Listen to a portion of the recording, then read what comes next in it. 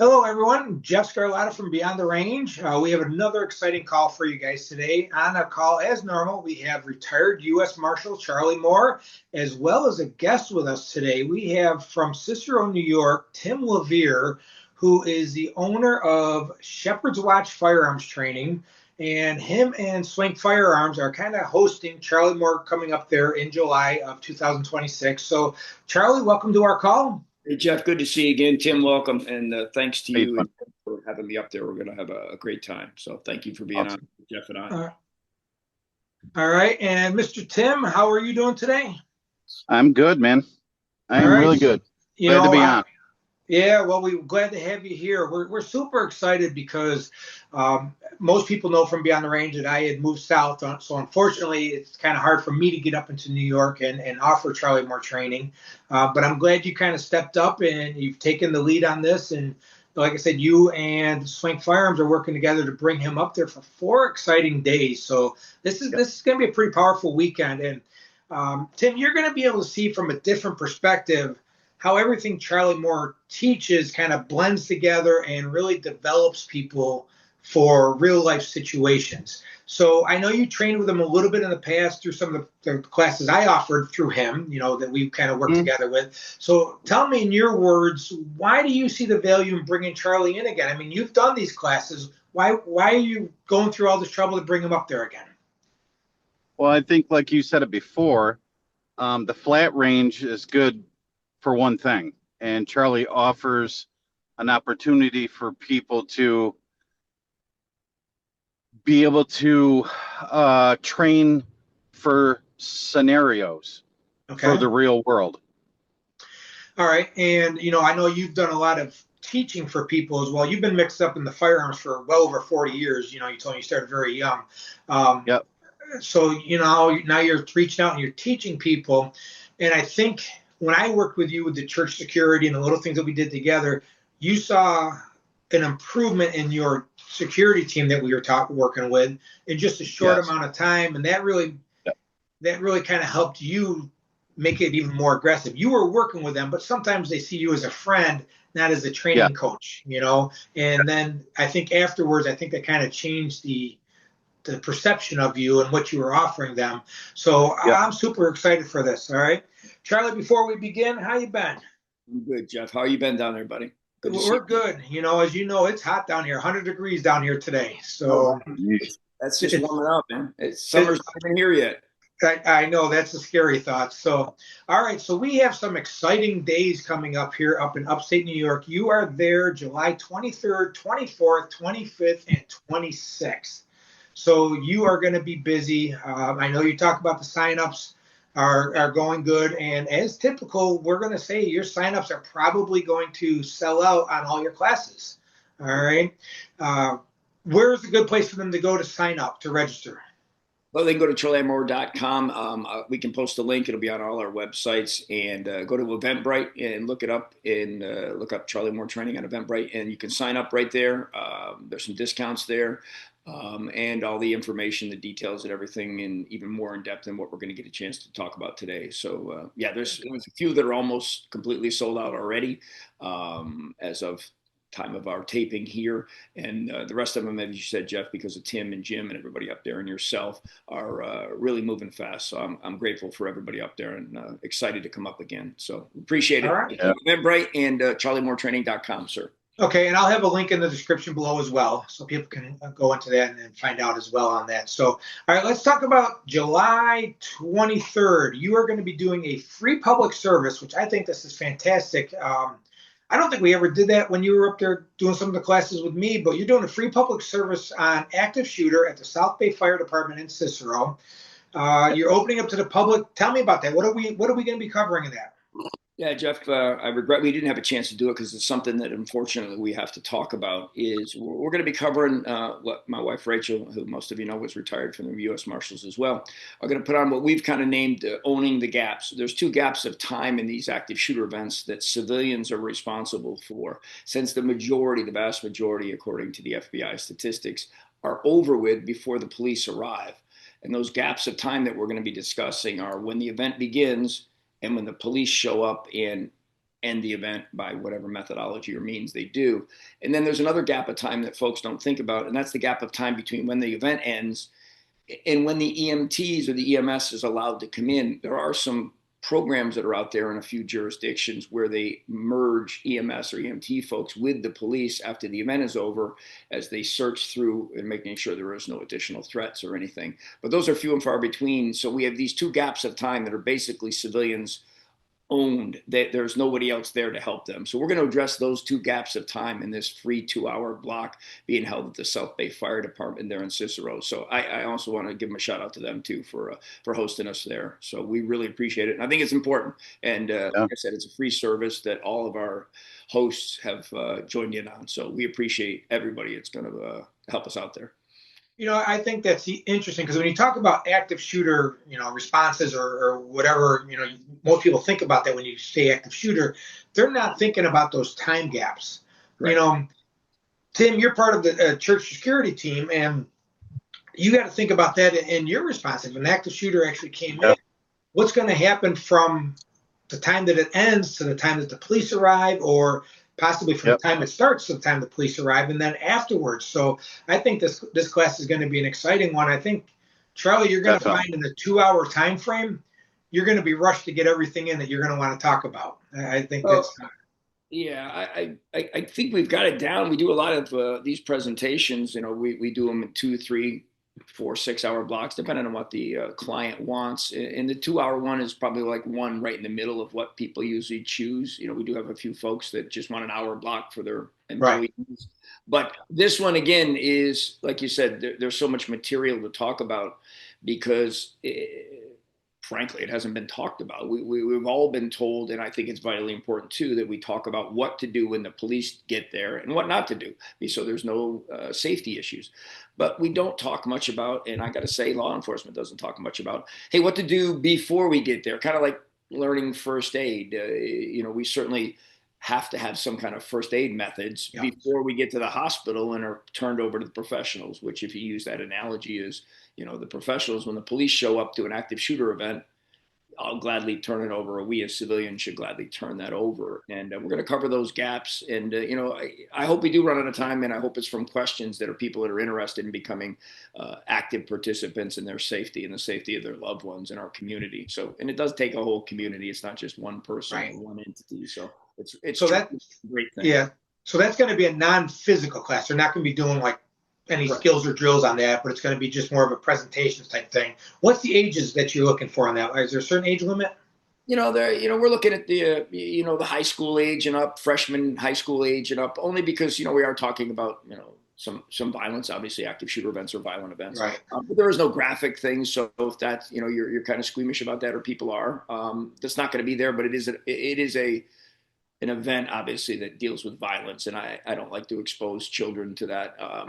They already get exposed to enough stuff in today's world. So, enough, and I'm not going to regulate, if you got a 13-year-old that's very mature, or a 15-year-old that isn't, I'm going to have to leave some of that up to parents. But the material is the material. And but I think it's important because a lot of these events that we all remember happen in schools, and the older children need to know how they can protect and save be participants in the safety as well. So.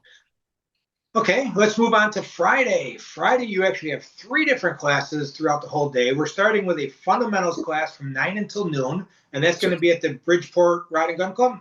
All the live fire range training, and including our last one, which we're going to talk about on Saturday evening, is at the Bridgeport Rod and Gun Club. Very supportive folks hosting us up there each and every time, and I'll give them a shout out too. Fantastic people there. So, yeah, they've been very good for us and been great working with us. But tell me about the fundamentals class. You've always talked about fundamentals as many people think of that as how to load the gun, how to rack the slide, how to do that, but there's a difference between learning how to manipulate a firearm and how to tactically use a firearm. So where are we going with the fundamentals? What's that going to encase?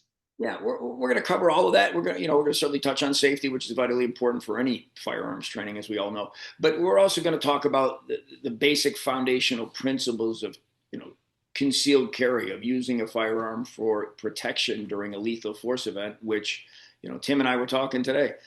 folks need to know when you can use a lethal force and proportionate force on another person. And there's a lot of people. Tim and I were chatting a little bit today that really don't know where the gamut is. So we're gonna, that's important to talk about that too. But we're gonna talk about holster choice, holster carry locations, things like that, and always, and how to present the weapon. There's so many different things, grip, and all the fundamental foundational principles that go into and are starting building on our first session, to be honest with you, on Saturday morning, which is our second level of fundamentals, which is the concealed carry, which we're going to talk about. But, I like to say that, firearms range work, whether it be law enforcement or civilian, are all vitally important. I'm not trying to diss them in any way, but it teaches you to function the weapons system. Yeah. We've got to have other training to teach us how to function with it in the environments and the circumstances we might be in. That's why we try to offer this wide gamut. So it's just going to set the foundation on all the basic premises and principles of firearms carry for self-protection before we start getting into the other sessions we're offering, such as the next one we're going to talk about. So it is the foundational kickoff for getting on and progressing in your skill sets as far as handgun for self-protection. Okay, and Tim, I know working with you in the past and working with your group in the past that a lot of people who carry firearms really do struggle with the fundamentals. I mean, whether it's a grip, whether it's learning how to get on target with the sights. Tell me what your thoughts are on that. Well, that's the beauty of Charlie coming up here, because nobody teaches that up here. Right. There's no other group that teaches that, and Jim and I just did a laser training class not too long ago, and to watch the progression of the fundamentals with these ladies at the end, it was unbelievable. Right. And they couldn't believe the progress they made just working on fundamentals, especially going back to shooting at the flat range. Right. Okay. Well, I totally agree with that. Let's move on to the second group on Friday, which is going to be from 1:30 to 4:30, shooting platforms. Charlie, what are we covering? Well, I thought I'd take a look and see what, things that interest people, things that they don't do, like you said, and like Tim just said, on the regular and daily consistent basis, whether it's because they don't know how or have no one that can do it, is something I kind of coined is below the belt.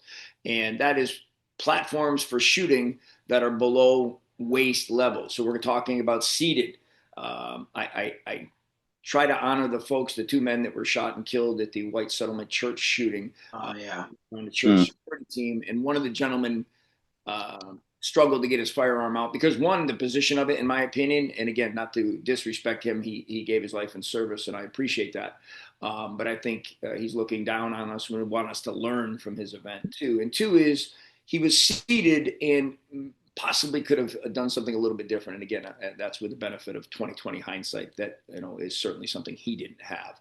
But so we've been covering seated, kneeling, make your signal, if we have a lethal force encounter or threat posed upon us as civilians using a firearm in self-defense, we have to have a reciprocal lethal force product or somebody proposing that on us. So we need to make our signature, if it's a firearm, as small as possible. So we're going to talk about kneeling. We're going to talk about prone, which I know you've worked with me, Jeff, and supine if you happen to end up on your butt or on your back. And so those are all the ones that I kind of coined as below the belt. So a lot of them haven't been explored by a lot of folks, and we want to touch base on those ones out there. So I think it's a great opportunity. So we kind of went over that one and picked that one too. So that I think that's a fantastic class for folks that haven't been exposed to those shooting platforms. Yeah, and I think when you talk about shooting platforms, people got to realize that in a real life situation, you're not going to stand up and assume the position that you normally shoot targets with. You're going to be ducking behind a wall, or maybe hiding behind a cabinet, or hiding behind a car. So you're going to be in a non-traditional shooting stance, and they need to be able to practice from different angles and different positions to do that. So I think that's an awesome class. Again, that's going to be Friday afternoon, 1:30 to 4:30. And then on Friday night, you go to low light shooting from 7 to 10. Again, this is going to be at the live range. Charlie, tell me about the low light shooting. Another one, I got to say, that's where I met my new good friend Tim up there. That was a great class. Thank you. Him and some of his other buddies, Rachel and I, decided, not so much that I'm going to worry about statistics of how many, because when we start finding these statistics about low light involvement with handguns, it's generally the police being involved in those, and civilian ones. I got to be, there's some of them that take place with other illuminations such as parking lots and things. But let's talk about having search, maybe somebody breaking into your home or thinking somebody was breaking into your home or an intruder, and you need to access your handheld flashlight. So we're going to start with the basics, of which is not just getting right into shooting, as Tim can attest to this, is, hey, what am I looking for if I'm purchasing a flashlight for self-protection or for safety? How many lumens do I want? That's the brightness of your flashlight. What size? How do I hold it? Where do I put? Most people, when you see them, even down at the training center down here, they point it straight ahead because they're thinking about shooting a target, not using it to illuminate just enough so you can acquire and make a threat discrimination and acquire your, where your threat is, and acquire where your shot placement should be. So we'll talk about reflection, refraction, what it does to our eyes, what it does to a subject's eyes. And then we'll get into engaging a target with your flashlight and your firearm, and something I would venture a guess that a vast majority of folks have not done. So again, as Tim mentioned, just an opportunity that we all got down, put our heads together and said, this would be something we should offer to our local community and anyone else that wants to attend. So that's why we kind of chose that one. And maybe Tim's got some other additional topics or points he wants to bring up. Yeah, I think that's a great one. I want to give you one little tip for that class. Since you guys are going to be out in Bridgeport, bring your mosquito spray. Oh, yeah, no doubt. Well, that'll help the signups, Jeff. Thanks. No doubt. I'll bring some extra. Yeah, well, I'm just giving you a heads up on that one because, but it's you know terrible. What? It is bad, but just dress for it. Even if they put long sleeves on or something. Tim, is there anything that you want to add to any of those three classes that we talked about on Friday, from the fundamentals to the shooting platforms or the low light that maybe Charlie didn't mention? The low light one was an eye opener for me because it really makes you think what flashlight to carry. Yeah. And what kind, because I brought a really tactical, aggressive grip on my flashlight and my fingers were raw. Yeah. So it really makes you think about what flashlight you really want to carry. You know what I mean? And how many lumens and shining it, clicking it. The function of it, even, right, and that's a big issue. A lot of people don't realize that you got to be able to function that in a stressful situation. Yeah. Yep. Okay. So that was very interesting. All right, let's move on to Saturday. So Saturday, again, you have three classes. The first one is from 9 until noon. Concealed carry. What's that, Mr. Moore? Yes, sir. I kind of named it Fundamentals 2, or building off the platform that we talked about, is now that we've learned to function this weapon system that we've chose to carry for protection for ourselves and our family and our loved ones, is we all know that we're concealed carriers or concealed carry permit holders. This course is going to give you the permission with that permit to know how to access it. I know you and I, Jeff, a few years back did a video on drawing from concealment. There's certainly a variety of methodologies to draw from concealment. That also has to do with what kind of concealment do you have, a t-shirt versus a jacket, a hoodie versus a sport coat. And I'll be quite frank, I don't believe a lot of people practice, for whatever reason and purpose. Some of it's mandate and some is they don't feel comfortable, how to access their firearm and get it on target in a safe and effective manner. In a self-defense situation, which is certainly one that time is very compressed. So we're going to be hitting all of those things that I just talked about: where to carry, how to access, how to draw, how to access it from concealment, and how to get it up and on target when the time needs to be done. So again, a class that I think should be mandatory for all carriers, if I could say that. But yeah, I agree. If we haven't learned how to carry concealed somewhere, when are we going to learn it, especially those that haven't touched base on it? So if you can't get to your weapon when you need it, then you might as well not have it. And that's probably as blunt as I can say it. So we're going to try to touch base on all of those things and any other questions folks have during that 3-hour block.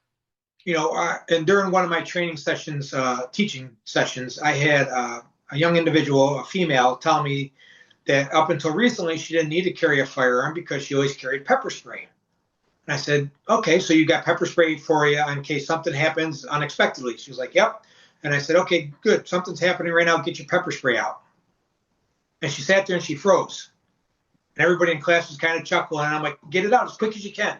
She grabbed her purse and was fishing through it, trying to find that pepper spray, and then finally pulled it out. I said, okay, now hold it like you're going to use it. And she did the typical, yep, like one of these things. And really didn't have any clue on even how to use pepper spray. So when I asked her about that, I said, do you think that would have just saved your life? And she came back with a response of like, not a chance. She's like, I do try to have it a little bit more accessible if she's in a bad situation, but sometimes you don't know you're in that bad situation until it's too late. So I think that that's important for people to learn how to carry and how to get to that firearm quickly and at what point. So that's a good one. So that's going to be Saturday morning, Saturday 9 to noon. Then we go into one that people just don't think they need a lot of times: tactical movement from 1:30 to 4:30. Somebody's shooting at you, Charlie. You're going to assume your shooting position and you're going to have that traditional stance, right? No, that's not right. I think that was sarcasm. I think. I know that. I'll be honest, it's something that maybe your range doesn't permit. I know the students down here sometimes, depending on where they get assigned, get a little like a booth or a box. That's how we are here. Yeah. Yeah, and I understand that. So if that is your case and that is your reason for not doing it, this is your reason to come do it, because we're going to talk about movement. We're going to talk about not just angle movement, getting off the X, if you want to use that terminology. Obviously, you have to do it safely. You can't do it with a line of people.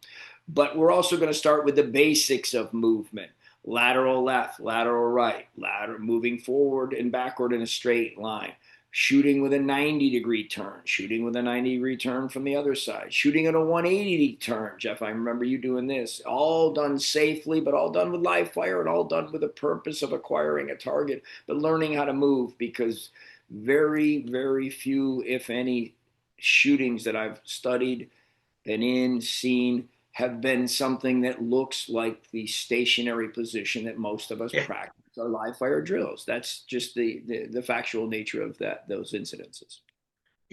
And I totally understand that the ranges can't allow people to move because of safety and stuff like that. But there are other ways to practice it. I mean, okay, once they learn the fundamentals of movement, maybe they can't do it at a range, but maybe they can do something with the laser guns or something at home and just practice acquiring that target and getting on there.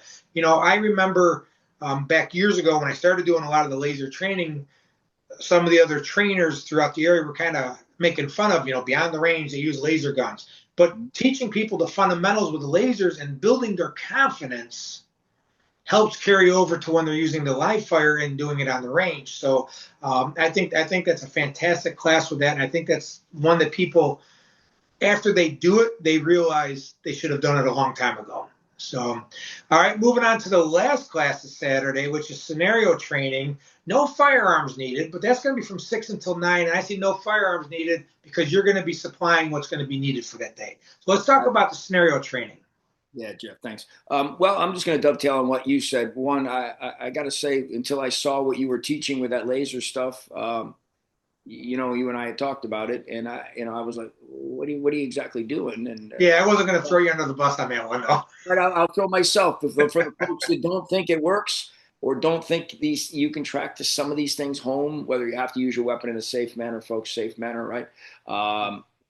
Jeff impressed me with some of the things he was doing back then and opened my eyes. So, now that I'm an old man, the kids ask me, what would you do different? Have yourselves an open mind in your 20s that I now have in my upper 60s. So, Jeff, there's kudos to you on that, brother, and thanks for not throwing me under the bus. I drove it myself. The scenario-based training, there's no way you can do enough scenario-based training. The only way to get good in an event is the event itself.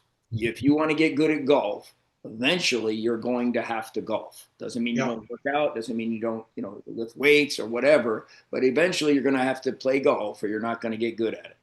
If you want to get good at making a critical life decision under stressors of adrenal stress, eventually you're going to have to do that.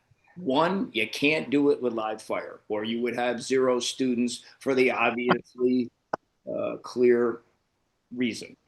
Two is shooting in a lethal force self-protection thing is nothing I wish on anyone. It is something, if you're going to train for it and be prepared for it, that is your choice. You need to fully train for it. The range can only take you to how it functions. It cannot get you to using that on a real, live, committed role player that replicates what bad guys do. It can. This is where we bridge the gap between learning how to function our weapon and learning how to function with our weapon. And coupled with that, using lethal force once the round is gone and it hits its intended target, hopefully you've made that proper threat assessment and target assessment. That is not the end of your lethal force encounter. Every round involved in those comes with an attorney and a court appearance attached. Jeff, you know, we have talked about the law up there. People don't really understand that when you use lethal force in self-defense, self-defense is an affirmative defense. You have to prove that you did it in self-defense. It's just not what we tend to see on TV and things, or what the legends passed down are. So this is where we get you a chance to use. We're going to use some non-lethal training ammunition that allows you to engage with a role player safely, but it permits you the decision-making process that you have to go through under some induced stress. It is for everybody of carry age, but I think this one should have been full as soon as it came open. It is something that you and I know. You posted a little while ago on all the social media platforms, the one we did way back when we first met. And I commend Jeff for setting up this thing in his dojo in the Cicero there. That was beyond the pale that people are doing now that man did. What it was 8-10 years ago now, I don't know, but it was something I'm still very proud of that we did up there. As far as it was, I think it was an active shooter response in that we made. So, and I think people who were there would attest to that. I don't speak for all of them, obviously, but scenario-based training, decision making. If you don't have decision making, then you shouldn't be deciding to shoot. So I don't know what your decision was if you didn't have decision making. And we did in some of the last classes we actually set up some different like rooms and things like that, and did some scenario based training. And people can tell you what they're going to do if something happens, but that's not what we're looking for. You got to not just tell us, but you got to show us that you know what you're going to do. And I think that becomes a big issue. People freeze. They don't know what to do. They're stuck in that OODA loop. And I know, Charlie, throughout the weekend, you're going to talk about the OODA loop. They're kind of stuck in there, and they're thinking, what should I do? When should I react? Is it now? Is it not now? Is now the time to shoot? Or, and they get stuck on there, and then all of a sudden it's too late. And I think the scenario-based training wakes up a lot of people to, I need to do this more. I always said that, people say, oh, well, when it comes down to it, I'm going to rise to the occasion. You don't rise to the occasion. A lot of times you fall to the level of training. So if you don't have training on how to deal with these situations, or if you don't have training on how to deal with the mental side of this, you're not going to be able to do it. And you're going to only be as good as what your training was that you completed. And even then, it's only going to probably be maybe 80% of what you've done. So I think the scenario-based training takes people to a whole new level. And I think that, like Charlie said, it's one of the most important things somebody can do. Tim, before we wrap this up with Mr. Charlie, I know on Sundays, Charlie, you're still offering some private lessons, and that's going to still have a couple spots open on that. But all this information is going to be listed on a link that I'm going to put underneath the video on this once this gets posted on YouTube, and they can find out information on that. Obviously, CharlieMooreTraining.com is where they're going to go for that. But Tim, I want to ask you on this. When we look at all this training, you're cramming a lot in to these 3 or 4 days that you're bringing Charlie in. Obviously, you are seeing a lot of value to this. and you're seeing a lot of need for this. If you could just tell your students and any students thinking about training, why should they be attending some of these classes? And then Charlie, I'm going to ask you the same question as well. But Tim, let's start with you. Honestly, I think if you're going to carry to protect yourself and your loved ones, you need this type of training, scenario-based training, and put yourself to the limit. And you need to take all the classes, honestly. Yeah. Low light, scenario-based, whatever. It needs to be done. And they need to practice it a little bit more afterwards, not just say, oh, I took a class and now I know what I'm doing. You know? Absolutely. So, all right, Charlie, you tell me, why should people be at your classes? Well, I think Tim hit it on the head, and you did too. Everybody, the questions have already been answered. You do fall to the level of your training. And one of my old teachers always told me, just be careful what you practice. You may get really good at the wrong thing. Right. And that happens physically in the martial art, as you know. It happens in lethal force and firearms, like we're talking about. We can only train you to the probability of things happening. No one can train you to every possibility. We have to teach you the basic concepts and principles of using a firearm and self-protection. And that covers all the gamuts. You said this was a lot of training in 3 or 4 days. It's just touching this, out of 3 hours, I hope you remember all of it. And I hope you push me to want to do better in my studies, but there's no way to cover it all, even in that amount of time. So like you said, you can do it on and you hit it, Jeff. I think you said it this comes first, your mind, your mindset, your emotions, the mental aspect of it, your psyche. We're going to try to hit it all. So why you need to come there is because, one, I want you to know how to present yourself so you never have to use it. Or you make the decision, this is not the time to use it, or whatever it may be. But if you do have to use that, heaven forbid, is that you use it in an appropriate and effective manner so you can extricate yourself and your family, your loved ones, whoever it may be, from that lethal force situation. But then it doesn't end there. That's why we need the scenario-based training. We need the law and how to articulate the New York State Penal Code 35 and why you used what you did, and then some of those kind of things. So, I can't thank the guys enough again in the range for having us up there, because it is probably one of the most costly on a variety of different levels, mentally, physically, emotionally, spiritually, for some, financially, using lethal force in the protection of self and others. So it's vitally important that you check all the boxes, if you want to use that analogy. So that's why I think you should join us. And plus you have a good time and meet some cool friends. All right. Yeah. It's always a good time. I wish everybody the best of luck up there. And I hope the classes, are full all the way to there. Because like you said, everybody should be doing this. Everybody should be training. Again, I want to thank Charlie Moore for sharing the knowledge that you always share with us and you openly share all the time. I wish I was going to be up there with you guys training. Tim, Levere, again, we appreciate everything that you're doing to bring Charlie up there. Again, if you're interested in learning more after training with Charlie about Tim's classes, Tim Shepard has his Shepard's. Let me say that again. If you're interested in learning a little bit more about Tim and what he's offering for training, Shepherd's Watch Firearms Training is what he's offering, as well as he works in conjunction with Swank Firearms. So good luck to everybody. We wish everybody the best. Charlie and Tim, hope you guys have a great time up there, and let's be safe out there. Thanks, Jeff. Take care. Thanks for your time. Thanks, Tim, Jeff. All right. Have a great day, guys.